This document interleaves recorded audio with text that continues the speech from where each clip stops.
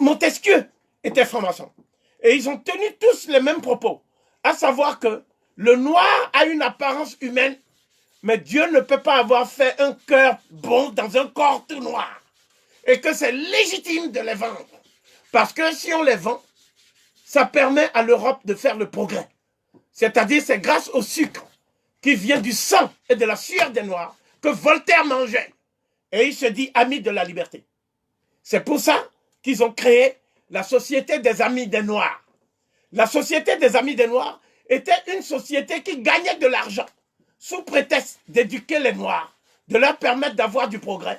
Mais en fait, cette société vivait sur le dos de l'esclavage des Noirs et du travail forcé. Donc, c'est pour ça qu'il y avait aussi le club Massiac en France, qui était le club des colons, n'est-ce pas? Et ce club était gangréné par les francs-maçons, infiltré par les francs-maçons. Mais l'Église catholique, c'est elle qui va créer la structure maçonnique la plus cruelle et la plus raffinée qui soit. Ça s'appelle la loge P2. La loge P2 du Vatican, c'est la loge maçonnique qui manipule l'Opus Dei, n'est-ce pas? L'Opus Dei a été créé par un Espagnol colonialiste et nostalgique qui a dit qu'il ne faut pas donner la liberté aux Noirs. Parce que le jour où on donnera la liberté aux Noirs, ce sera la fin de la race blanche. Et c'est un tel homme qui est à l'origine de ce que j'appelle l'Opus Dei, l'œuvre de Dieu, qui est une société secrète, qui a infiltré l'Afrique aujourd'hui, et dont certains membres sont les cardinaux africains les plus importants de la curie romaine, comme le cardinal Arinze, et comme Monseigneur Monsengo, ou d'autres qui sont aujourd'hui ceux qui préparent ce que j'appellerais la recolonisation spirituelle de l'Afrique noire. Donc, la loge P2 s'est caractérisée ces dernières années par un certain nombre de crimes spectaculaires. La loge P2 est à l'origine de l'élimination du pape Jean-Paul Ier. Dès lors que le pape Jean-Paul Ier a dit qu'il allait diligenter des enquêtes sur les activités du cardinal Marcinkus, qui lui s'occupait en fait de la Banque du Vatican. Et on a vu au terme de ces enquêtes que la Banque du Vatican recyclait l'argent de la drogue, recyclait l'argent du trafic des médicaments, recyclait l'argent du trafic des armes, alors même qu'on dit aux gens que le Vatican est au service d'un Dieu d'amour. Et c'est à partir de là qu'on a mis en évidence les liens entre la loge P2 et le cartel de Medellín. Le cartel de Medellín, c'est ceux qui vendaient la drogue en Colombie avec Pablo Escobar. Et Pablo Escobar, au moins, il donnait l'argent aux pauvres. Il donnait, redistribuait l'argent aux pauvres. Mais ceux du Vatican, c'est-à-dire le cardinal Vio, et tous ces gens-là, et aussi le pape qui dit qu'il a démissionné, c'est-à-dire, effectivement, le pape allemand, qui était dans les jeunesses hitlériennes, hein, c'est-à-dire Ratzinger.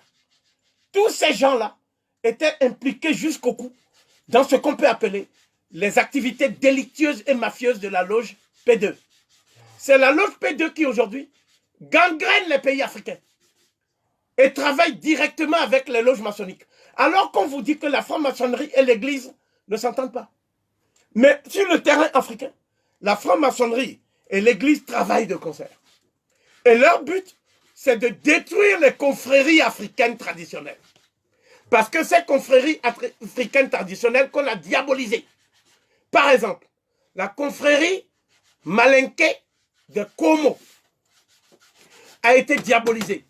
Et le rôle, c'est d'utiliser les enfants des initiés pour infiltrer sa confrérie. Et qu'est-ce qu'on fait maintenant? Il y a une branche d'une confrérie du Gabon. Et cette confrérie a été initiée par les Pygmées, qui ont donné ensuite ces connaissances scientifiques, médicinales, dont parle le doyen Victor Bissengue dans ses travaux sur les Pygmées Aka. Ces connaissances ont été données aux Apindji. Et c'est les Apindji qui sont à l'origine de ce qu'on appelle le rite Bwiti. Je montrerai comment le rite Bwiti est directement lié au rituel pharaonique. Je montrerai que parfois même les formules sont identiques, les connaissances identiques. Et ces connaissances sont sorties du même sanctuaire. Et ce sanctuaire, c'est ce que j'appelle la région des Grands Lacs africains et les sanctuaires de Nubie. Donc, les confréries africaines notamment les confréries les plus combattues en Afrique aujourd'hui, sont au nombre de 4. Il y a une confrérie qu'on appelle la confrérie des Congos, c'est-à-dire les dompteurs de léopards. Cette confrérie est la plus combattue parce que depuis les Portugais, c'est-à-dire depuis 1525, il y a eu au moins 40 millions de morts au Congo. On appelait Congo la RDC actuelle, le Congo-Brazzaville, l'Angola, le Gabon, une partie du Cameroun. Tout ça, c'était dans l'ancien royaume du Congo, dont la capitale se trouve actuellement en Angola, qu'on appelle Mbanza-Congo. Donc cette confrérie-là, on continue à lui faire la guerre aujourd'hui. Parce que le Congo, le bassin du Congo, c'est le lieu où il y a les 3/4 des réserves énergétiques et minières de la planète. Il y a ensuite le Nigeria. Si vous avez des sectes comme Boko Haram, ce n'est pas pour rien. Boko Haram, c'est une secte qui a été formée par des francs-maçons islamistes, c'est-à-dire la famille qu'on appelle les Ibn Saoud, qui règne sur l'Arabie Saoudite. Ce sont des sionistes arabes, islamistes. Et ils ont créé une légion qu'on appelle Islamic Freedom Fighters. Et cette légion, un de ces détachements, c'est ça qu'on appelle Boko Haram.